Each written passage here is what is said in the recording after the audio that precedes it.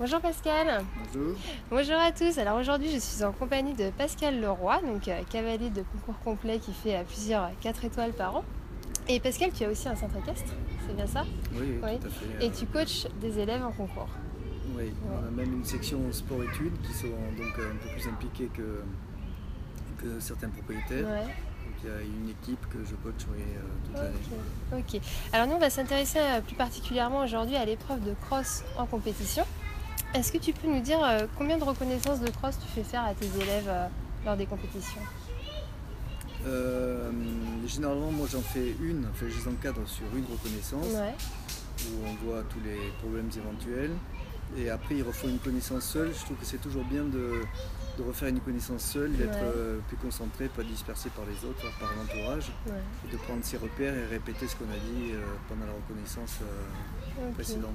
Et alors justement pendant la reconnaissance, quels conseils tu leur donnes? Sur quoi est-ce que tu vas insister particulièrement? Alors là, c'est difficile de répondre de façon générale Ouais. parce que ça dépend des chevaux. Il y a des chevaux qui peuvent poser des problèmes sur certains types d'obstacles. Ouais. Donc en fait, c'est assez difficile de faire une reconnaissance généralisée. Je Ouais. crois qu'il faut essayer de spécifier les problèmes pour chacun d'eux. Ce D'accord. qui n'empêche pas de faire un tir groupé. Ok. Vas-y. Et du coup, tu individualises beaucoup en fait selon les chevaux et les cavaliers que tu as, quoi. Oui, tout à fait, tout à fait. Après, ceci dit, dans les épreuves amateurs, surtout les premières, niveau 4 et 3, Ouais. c'est quand même pas des reconnaissances où il y a beaucoup de choses techniques à Ouais. donner. Donc voilà, si on arrive à faire, les commentaires qu'on peut faire peuvent correspondre un petit peu à tous les chevaux. Ouais. Ok. Combien de temps tu les fais détendre? Là encore, Ça ça dépend des dépend chevaux. vraiment des chevaux. Ouais. Ça dépend de la saison et Ouais. si c'est une saison froide, enfin un temps froid, il faut prendre en compte l'échauffement musculaire et bien Ouais. évidemment on doit faire une détente qui est plus longue. En revanche, s'ils ont les 3 tests dans la journée et que nous sommes au mois de juillet, Ouais. on va raccourcir vraiment le temps de détente. D'accord. Et sur quel point est-ce que tu insistes pendant la reconnaissance? Pendant la reconnaissance, il faut... Pas pendant la reconnaissance, pendant la détente, pardon.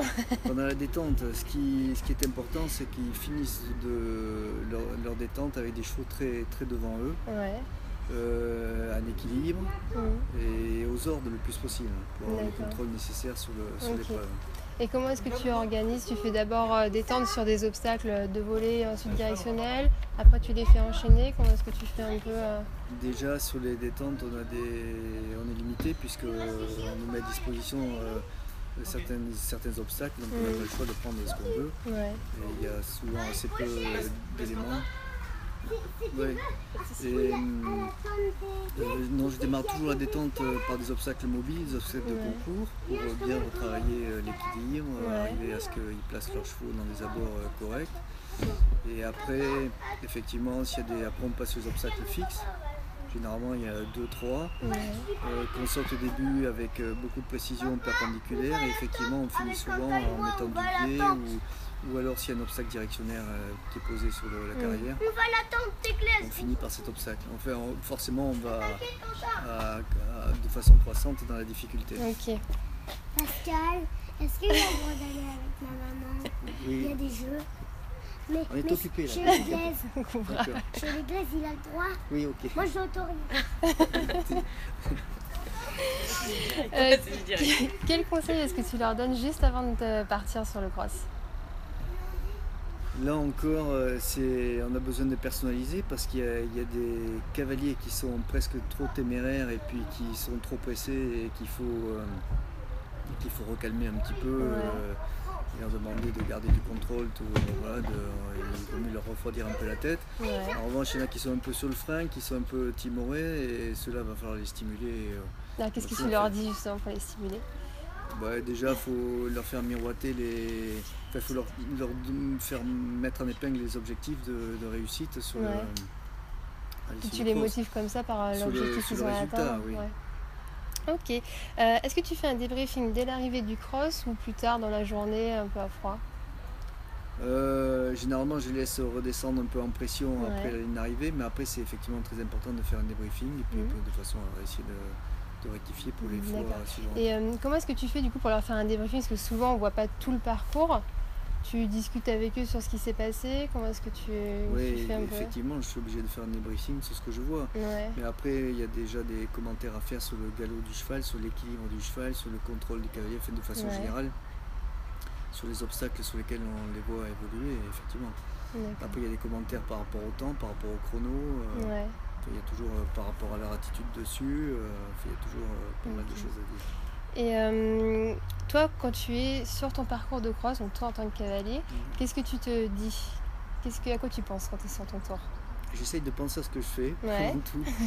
Non, mais c'est important quand on a sauté un obstacle, déjà de se repréparer pour le suivant, Ouais.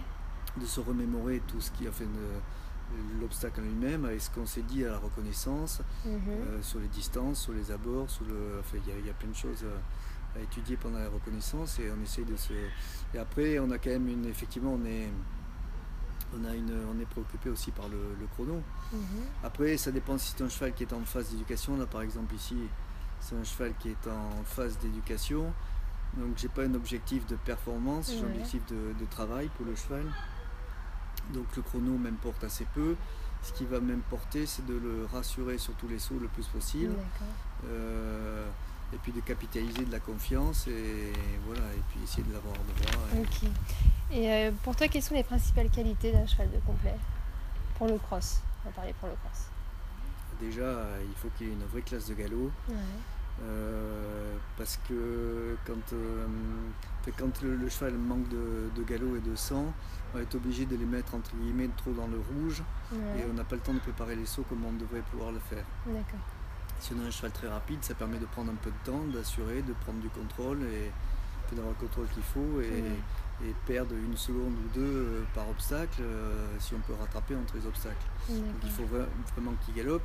Après, il faut évidemment qu'il soit super volontaire. Il faut qu'il soit résistant, solide. Ouais. Il faut qu'il ait un bon équilibre. Voilà, je pense qu'on a à peu près fait le tour. Ok. Donc toi, tu es cavalier de complet, tu animes aussi des stages dans des centres équestres ou des écuries de propriétaires? Oui, on fait ça en période d'hiver où période d'hiver. Voilà, où il y a un break pour la compétition. D'accord. Comment est-ce que tu organises tes journées de stage? Tu vas sur plusieurs jours, une seule journée? Ça dépend un peu de la demande des écuries? Tout à fait, ça dépend de la demande. Donc généralement, on organise avec ceux qui me sollicitent. Ça dépend si c'est une journée ou sur 2 journées. Ouais.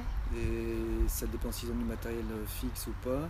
Et après, on les fait travailler sur effectivement les 3 tests en passant certainement plus de temps sur le travail sur le plat. Ouais, d'accord. Ok, super.